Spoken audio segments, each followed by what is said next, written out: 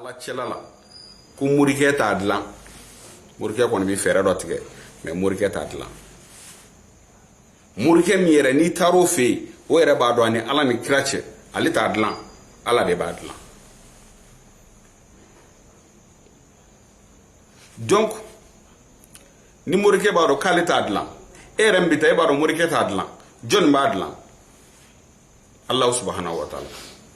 ala de b'a dilan mais fɛn bɛɛ sababu bɛ yen fɛn bɛɛ sababu bɛ yen ne bɛ se k'an sigi sisan ne bɛ fɛ l'exemple n bɛ fɛ ka taa IBK fɛ yen tout de suite ne bɛ fɛ ka taa IBK fɛ yen n kan ka audience de kɛ en tant qu'un citoyen du Mali n kan ka lettre de kɛ k'a bila ka taa di ka audience ɲini pour que ka président ye mais e min ye ne balimakɛ ye sa e terikɛ o ye Karimu ye e bɛ taa Karimu nɔfɛ o bɛ ta i tɛgɛ ma o bɛ tɛmɛ n'i ye ensuite dɔ fana bɛ yen o fana terimuso ye Ami ye tante Ami ye o fana bɛ audience kɛ o fana o tɛ audience ɲini bilen dɛ o taa tante n terimuso n bɛna fɛ ka taa an cɛ fɛ yen a b'a fɔ non n'an ka taa a bɛ yɛlɛ ni ye mais sisan Karimu ta o teliyara an bɛ taa teliyara mais jumɛn ka teli ka tɛmɛ jumɛn kan Karimu bi dan da la ka da kongo de mais an bi don so kɔnɔ de i b'a ye o yɔrɔ bɛɛ la an bɛ ta bi teliya ni Karimu ta ye Karimu ta fana bɛ teliya ni audience ta ye donc o système kɔnɔna na i b'a ye k'a fɔ ala ye sababu de dan ka se ale ma an bɛɛ bɛ ka seliw an bɛ ka sun an bɛ ka taa église la an ye ala ya est ce que an ye ala ya a fɔra ko ni an selila an bɛ don alijɛnɛ na n'an ma sɔn ala ta ma an bɛ don jahanɛmɛ na mais an bɛɛ bɔ sigilen b'o kan mais est ce que an y'a ya an ye ala ya ala yɛrɛ k'a fɔ an ye n ko ala y'an adamaden ɲɔgɔn dɔ de ci ka na di an ma o k'a fɔ an ye an ka da la donc sababu bɛ yen sababu ye mun ye e min filɛ nin ye e ye baara jugu kɛ i ye jɛnɛya kɛ i ye nkalon tigɛ i ye danbara kɛ i ye fɛn jugu caman kɛ i yɛrɛ ni ala cɛla la i b'a dɔn hali n'a y'a sɔrɔ i y'a kɛ i fa la i n'i fa man di kuma tɛ i y'a kɛ ala min na i ye ko caman kɛ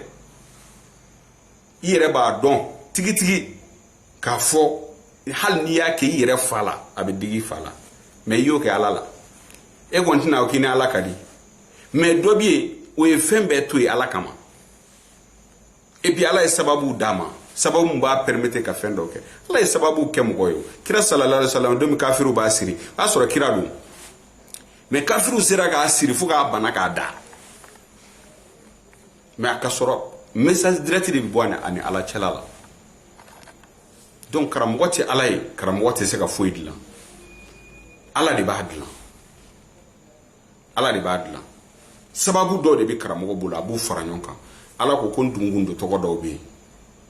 n gundo tɔgɔ dɔw bɛ yen ni i y'a fɔ n'i y'a dilan k'a kɛ tan to a bɛ kɛ tan parce que ni minnu ye kuranɛ kalan ani minnu ye mori ye o tɛ kelen ye mori bɛ fɛn dɔw de fara ɲɔgɔn kan a bɛ fɛn dɔ di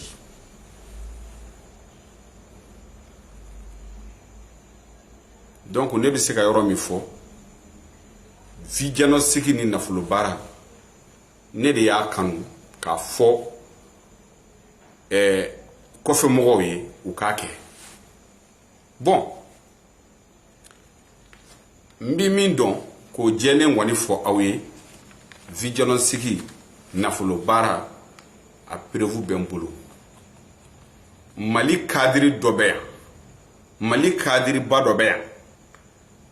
a tɔgɔ fɔra kuma caman video la mais ni video in na n t'a tɔgɔ fɔ ni ɲininkara n b'a tigi bɔ ka yira u la don mun b'a ta ka na o y'a sɔrɔ il était condamné k'a fɔ k'a bɛ sa condamné na de k'a fɔ k'a bɛ sa ni min ko k'i bɛ ɲininka n bɛ na n b'a yiri la vis-à-vis n b'a photo yiri la n b'a yɛrɛ yiri la o banana u y'a k'a condamné na a bɛ sa de mɔgɔ minnu ye a ka wari signé o dɔ sigira ne ka nin salon in kɔnɔ an y'a baro kɛ k'a fɔ ministère ko k'a ka fɛnw signé pour que a ka taa kɔfɛ mais a condamné don k'a ka wari bɛɛ d'a ma parce que il est condamné a bɛ sa jɔnni y'a furakɛ professeur Gauss Kalou Berté l'Arabie au prévu bambolo clair ni mi maso ibena mba to finyana ka yere wile kana il va témoin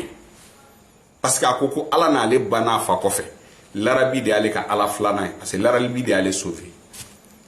ka yira ko nafulo barabe l'Arabie bolo l'Arabie tlala ka faena ko mbi san kelen de dima soit ntaro kalo hakado ayo de dama ko ibi ke banai ibi wari sura ka bi wolo la ma wari mi nyogon soro wole la l'Arabie ka mariage don aka muso flana ka mariage don aye misi were de Imam Sidibe ma l'Arabie fa jansala donc il a la Imam Sidibe o chaye misi were de di ama Imam Sidibe ma l'Arabie jansa o prévu bene bolo do bora français kana a to ko Modibo amba fama ko van mba le to fo pour que aka vidéo me l'Arabie ya deme aka donc afo an fana hakili ba fenena parce que antina a foncé ka fo ka ko do ke mais mbo fo be ko me l'Arabie van senfla kun tolilendo atseka lagere a senfla be tolilendo abe ya to ko Modibo a photo bi an ni minu mago bala ba boka dawma abora français kana senfla de kun tolilendo o ka sen kanga tiga senfla be unana l'Arabie fait l'Arabie c'est mina ya lage a yelela akumme ne ba unyininga ndi sera sentigema mbini mfurake sigilen torati atara cheka transfert ke yaro ne ma deli ka kumo ka video la follow aka bana furake do be ko transfert ne ma deli ka kuma kan follow parce que min kadne ne suile no tungaranke o de fe tungaranke o de bi ne wele karsa ni mine ala kama anyi kan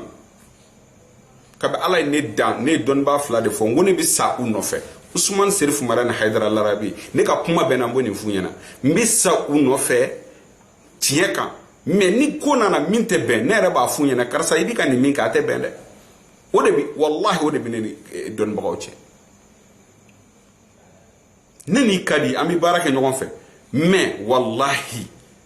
neti galon tige ka daila ni bi sira kan sira mi may nyin kalin alala mba fiye karsa ni sira may donc van nana o chuga de lati l'Arabie ko ka ba furake l'Arabie a ka transfert ke van ma 3 semaines ke ama semaine saba boya nere na ye dumuni ke minen kelen ngono chien saba video mi bi ka kene na ya ye aba sedia van ya a sen photo ta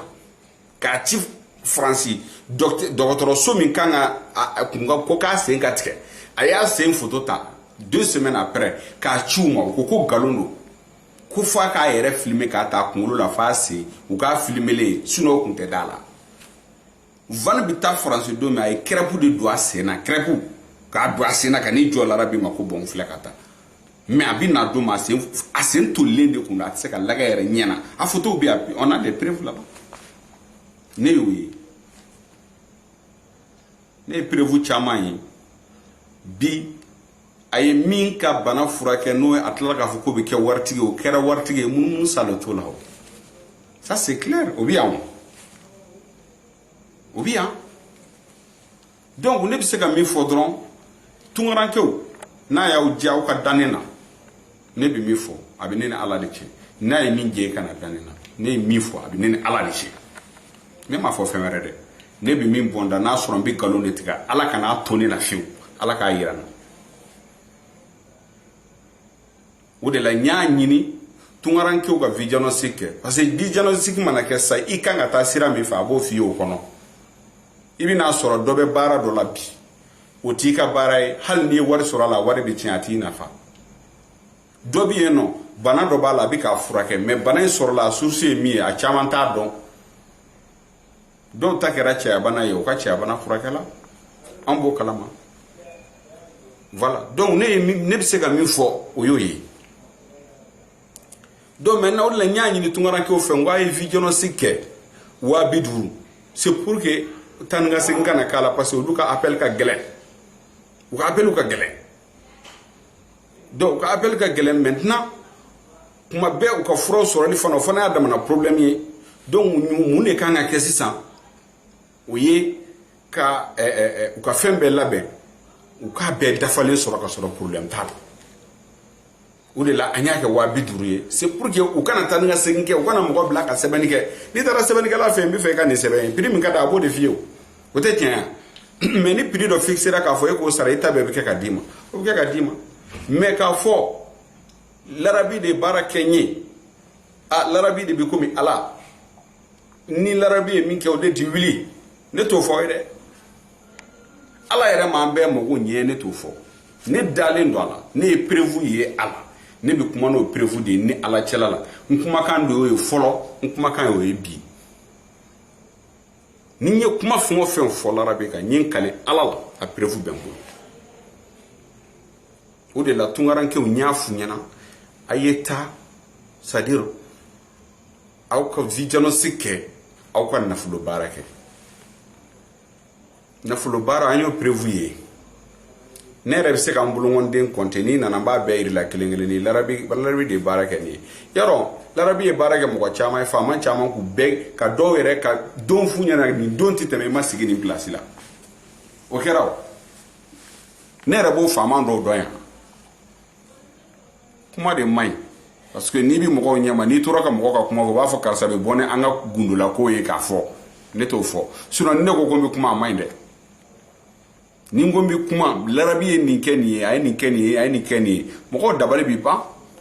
mais ka sɔrɔ bɛɛ prévu bɛ ne yɛrɛ bolo donc a ye min kɛ nafolotigi ye n bɛ dan kelen ma k'o fɔ a ye a ye min furakɛ fo bɛɛ ko k'a condamné don k'a bɛ sa a y'o furakɛ ka tila k'o kɛ nafolotigi ye tugun ka fara o kan o prévu bɛ n bolo mais ni min ko k'o tɛ tiɲɛ n fana bɛ o tigi bɔ k'a yira o tigi ye kuma ninnu fɔ kɛnɛ minnu kan kelen tɛ fila tɛ saba tɛ n b'a bɛɛ fara fara ɲɔgɔn kan k'a di mɔgɔw ma o k'a lamɛn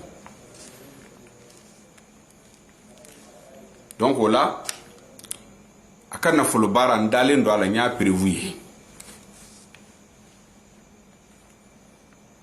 a ka vie diagnostic o ye terre à terre de mɔgɔ mɔgɔ ye larabi ka émission lamɛn vie diagnostic la i b'a dɔn k'a fɔ namara kuma tɛ e ti larabi dɔ larabi tɛ a t'i tɔgɔ da a t'i ba tɔgɔ da e ka weleli kɛ téléphone na karisa ne tɔgɔ de ye nin ye n ba tɔgɔ ye nin ye n si hakɛ ye nin ye a k'i ka problème f'i ye komi i yɛrɛ sigilen a bi i yɛrɛ bɛ cogo min i yɛrɛ ɲɛ b'a la min y'a prévu ye a b'a fɔ i bɛ nin si hakɛ in de balo a b'o f'i ye o dɔrɔn tɛ a bɛ tila k'a fɔ i yɛrɛ sigilen filɛ sisan problème bana min b'i la o bana de ye nin ye nin yɔrɔ in bɛ to k'i dimi soit nin yɔrɔ in bananen don ou bien nin cɛya bana b'i la ou bien nin bana kɔdimi b'i la ou bien nin b'i la a b'a bɛɛ f'i ye détail la ça c'était par téléphone antenne kan fɛ mɔgɔ bɛ ka don téléphone de fɛ ka nin kɛ ni dɔnni tɛ o bɛ se ka kɛ yan han propagande tɛ o ni mɔgɔ min ma sɔn i bɛ na i b'a fɔ k'an ka a émission kɛ i ɲɛna mɔgɔ minnu ka di i ye i yɛrɛ ka mɔgɔw i b'u wele u ka don i b'a fɔ ko u ka larabi wele larabi b'a jaabi di u bɛ tila k'a f'i ye wilibali don mais adamaden ni t'i fɛ ni mɔgɔ t'i fɛ i ka ɲuman bɛɛ bɛ kɛ juguman ye a tigi bolo donc moi je ne réponds personne k'a fɔ ko n b'i kɛlɛ ou bien fɛn wɛrɛ kɛ ne bɛ larabi de dɔn n bɛ larabi de tanu ne bɛ karamɔgɔ Ayidara de dɔn n b'ale de tanu donc ne bɛ tiɲɛ de fɔ u fana kan kabi ala ye n dan tɛ nkalon inventé o kan ni n y'o kɛ don o don ala k'a yira n na donc gabonɛw video kɔni janyana bi kosɛbɛ d'habitude n ka video tɛ janya ta mais n bɛ gabonɛw n b'o fo kosɛbɛ kosɛbɛ u ka kanu an'u ka courage la olu de ye larabi invité bi an bɛ yɔrɔ min larabi bɛ gabon larabi bɛ gabon donc minnu mago b'a la gabon gabonais minnu y'a ɲini a ka se gabon gabonkaw ala y'aw de garisɛgɛ don a la bi an b'o di aw ma mais a tɔgɔ ye de nin wagati in na degun dɔ bɛ yen n y'a layidu di jama ma n b'a degun wuli o ye mun degun ye larabi sɔrɔbaliya n b'a degun wuli larabi tɛ sɔrɔ o ye problème ba ye an bɛ larabi ka mɔgɔw wele an t'u sɔrɔ téléphone na a ti mɛn juste dɔgɔkun kelen ɲɔgɔn na aw bɛna bɔ ko dɔ kalama mais n tɛ mɔgɔ ka kuma ye dɛ ne ye nin fɔ larabi a kalo 3 ye bi ye 3 mois larabi tungafɛ mɔgɔw bɛ tilen ka ne wele u bɛ si ka ne wele k'u t'aw sɔrɔ ko n'u y'aw sɔrɔ fana souvent u tɛ accueil ka ɲɛ larabi ye ne yɛrɛ chargé o la mais ani ne ka magan tagaw bɛnna n nana ka bɔ magan fana je n'étais pas en l'aise magan sɛgɛn kun bɛ n kan kosɛbɛ donc o kɔnɔna na n ma se k'an organiser mais o degun kɔni bɛ yen franchement o degun bɛ yen mais ni mɔgɔ min ko larabi ye baara kɛ yan a ma ɲɛ o tɛ maloyara koyi o tɛ maloyara koyi larabi ye baara kɛ yan a ma ɲɛ ni larabi ye ɲɔgɔn sɔrɔ normalement larabi kan ka baara wɛrɛ kɛ e ye o ye k'i ye baara min k'a fɛ k'o k'i ye mais larabi tɛ se ka bɛɛ mago dilan dɛ ala dɔrɔn de bɛ se k'o kɛ wa ala yɛrɛ ma sɔn k'o kɛ mais ne bɛ to k'a fɔ n ka kuma na ni dɔnnibaga ye baara kɛ client ye ni client ko k'a ma ɲɛ ni dɔnnibaga banna k'a répondre c'est que dɔnnibaga yɛrɛ dalen t'a yɛrɛ la sinon e bɛ ko dɔ kɛ dɔ ye sisan n'i ye sɛw da sa ka sɛw kantigɛ a bɛɛ tɛ sa ɲɔgɔn fɛ dɛ voilà donc ne bɛ se ka ko dɔ kɛ e ye sisan a bɛ ɲɛ mais ne b'o kɛ i nɔfɛ mɔgɔ yɛrɛ ye a tɛ ɲɛ parce que les gens ne sont pas les mêmes adamadenw tɔgɔ tɛ kelen ye jamu tɛ kelen ye baw tɛ kelen ye faw tɛ kelen ye adamaden yɛrɛmakun fana ni mɔgɔ tɔw tɛ kelen parce que y a des gens qui sont très bien u ka ɲi u dusukun ka ɲi o mɔgɔw bɛ yen mɔgɔ dɔw bɛ yen n'i ye baara k'u ye a bɛ ɲɛ parce que u yɛrɛ dama u yɛrɛ ka ɲi mais mɔgɔ dɔw bɛ yen i bɛna sɔrɔ n'i ye baara k'u ye u yɛrɛ ka ɲi mais a tɛ ɲɛ kun jumɛn kama u bɔkolo e sigilen filɛ sa e ka problème a bɛ se ka bɔ fo i ba n'i fa la a bɛ se ka bɔ i mɔkɛ la a bɛ se ka bɔ fo i tulomasama la i bɛna sɔrɔ musoko kɛlɛ dɔ tɛmɛna i mɔkɛ dɔ ni dɔ cɛ walima dugukoloko kɛlɛ dɔ tɛmɛna i n'i mɔkɛ dɔ ni ɲɔgɔn cɛ o bɛ sin ka u bɛ baara dɔ kɛ aw ka kabila kɔnɔ i bɛna sɔrɔ dɔw ka kabila k'a ta sanfɛ fo duguma a si tɛ kɛ fɛn ye k'a yirila k'o tɛ gansan ye mɔgɔw tɛ kelen ye c'est pour cela n b'a fɔ mori tɛ ala de don baara dɔ bɛ kɛ yen o baara fɛn ka ɲi kabi ala ye mali dan kabi ala y'anw dan baara fɛn bɛ yen baara fɛn an ka kira de y'a fɔ anw ye ko baara bɛ yen baara jugu bɛ yen a ɲuman bɛ yen u ye kira yɛrɛ baara jugu kɛ kira yɛrɛ la kula awuzu bila bil falaki ni kula awuzu bila bil nasi jiginna ka kira de sauver ka bɔ juguw bolo donc o bɛ yen o de la n b'a ɲini aw fɛ aw ka larabi sera Gabon a sera Gabon bi a bɛ Gabon n filɛ ka video min kɛ sisan a bɛ Gabon donc an bɛ se ka min fɔ mɔgɔw ye k'a fɔ larabi alhamdulillah a bɛ yan Gabon a bɛ Gabon aw fɛ yen a wulila bi a sera Gabon bi voilà donc an bɛ se ka min fɔ mɔgɔw ye o de ye nin ye an bɛna numéro di Gabon numéro mais ni ala sɔnna ma n ye layidu min ta n b'o kɛ mɔgɔ minnu ko k'u tɛ larabi sɔrɔ n bɛna programme dɔ di mɔgɔw ma programme min na bɛɛ bɛ larabi sɔrɔ o ye kelen ye filanan ye min ye ayiwa ne ti mɔla n'a ye n ye baara kɛ nin ye a ma ɲɛ misaliya surumani k'o d'aw ma yanni ka bɔ video la halisa i taara dɔgɔtɔrɔso la misaliya don dɛ c'est un exemple i taara dɔgɔtɔrɔso la i selen dɔgɔtɔrɔso la i taara i man kɛnɛ u ye médecin yiri la u ka baara ye pali de furakɛli ye o ye joli ta ka analysew kɛ k'a ye k'a fɔ réellement pali de b'i la n'a ko ko pali b'i la fɛn minnu kan ka pali furakɛ a b'olu d'i ma i bɛ taa kɛ mais o fura kelen bi di dɔw fana ma pali b'u la u bi t'o kɛ u ti kɛnɛya u bi segin ka na o dɔgɔtɔrɔ kelen fɛ o tiɲɛ tɛ u bi na o dɔgɔtɔrɔ kelen fɛ o dɔgɔtɔrɔ kelen bi tila ka fura wɛrɛ sɛbɛn u kunna taga nin fana fara a kan a dɔw la o dɔgɔtɔrɔ yɛrɛ bi dɛsɛ a la mais ka sɔrɔ o dɔgɔtɔrɔ ye san tan ni kɔw de kɛ a bi ka fɛngɛ kɛ a bi ka dɔgɔtɔrɔya kalan kɛ a bi dɛsɛ a bi taa di dɔgɔtɔrɔ dɔ ma wallahi ala ye ne se de ne yɛrɛ min filɛ ne ne banana pali ye ne da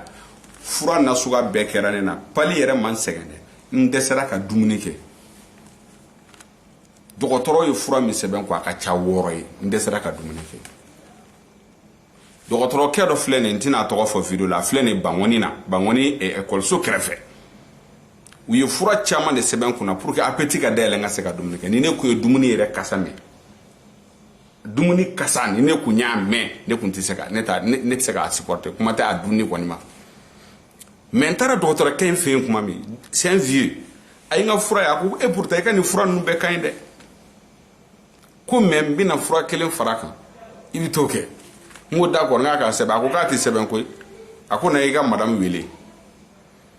a fɔ i ka madame ka taa jɛgɛ walan lamɛn dɛ jɛgɛ walan a k'a dilan a ka dakumuba k'a la a ka foronto dɔɔni k'a la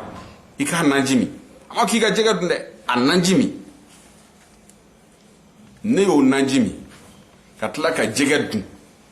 fo sufɛ n tila k'u lakunu tugun a ye na n'a ye a ye na ni dumuni ye kɔngɔ bɛ na yarɔ baara fɛn bɛɛ b'a dɔnniya de bolo donc dɔgɔtɔrɔ min ye dɔgɔtɔrɔya kalan kɛ a ye fura joli di e ma sisan mais est ce que e banna ka taa o dɔgɔtɔrɔ fɛ yen ko parce que ko dɔgɔtɔrɔ tɛ fɛn dɔn wa non donc dɔgɔtɔrɔ tɛ e kɛnɛya fura t'i kɛnɛya ni dɔgɔtɔrɔ kun b'e kɛnɛya dɔgɔtɔrɔ yɛrɛ bana kun t'o fa de i yɛrɛ b'a dɔn ala de bɛ mɔgɔ kɛnɛya donc problème fana bi fura bi d'i ma ala de b'o fana kɛnɛya donc ne tɛ paniquer i y'a faamu voilà donc an bɛ bɛɛ fo ka bɛɛ wale ɲuman dɔn gabonɛw ni aw ka sansi ye sisan k'a fɔ aw ɲɛna aw y'a ɲini fɛ n y'a layidu ta ka tila k'a ɲini larabi fɛ arajo la ala kama taa gabon bon ala y'a kɛ a ye larabi ye gabon sɔrɔ a ka nɛgɛjuru sira fɛn min ye gabon nɛgɛjuru sira ye o ye 00 241 00 241 07 57 99 52 00 41 00 241 07 57 99 52 o y'a ka numéro ye bamanankan na i bɛ fu 2 kɛ ka 24 kɛ ka 10 kɛ ka 75 kɛ ka 79 kɛ ka 95 kɛ ka 2 kɛ à la fin donc o ye 00 241 07 57 99 52 o ye larabi ka fɛn min ye Gabon nɛgɛjuru sira ye donc ni ala sɔnna ma fana n ye layidu min ta aw bɛna ye a ti mɛn bɛɛ bɛna fɔ a tiɲɛ yɛrɛ yɛrɛ la sisan an ni larabi bɛ ɲɔgɔn sɔrɔ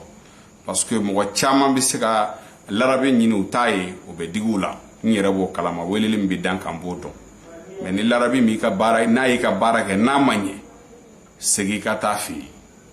mais larabi ye baara kɛ a ma ɲɛ n'o ye larabi lamɔla kuma larabi yɛrɛ ma da ala ko la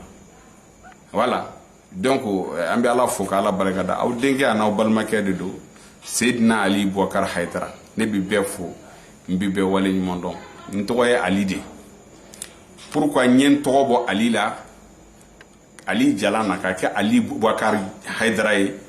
parce que souvent mɔgɔ caman b'a fɔ n voix ni Ousmane Serif Madani Haidara ka Serif a denkɛ kɔrɔbalen ko n voix n'o voix bɔlen don pour que mɔgɔw kana ni badara don ɲɔgɔn na parce que dɔw fana b'u yɛrɛ kɛ karamɔgɔ denw ye ka taa fɛnw minɛ mɔgɔ la donc moi j'ai différencié k'an fa tɔgɔ dan kan pour que mɔgɔw k'a dɔn donc ne tɔgɔ Ali Aboubacar Haidara ne y'o de ye donc an bɛ ala wele ala ka tiɲɛ dɛmɛ voilà salamu alaikum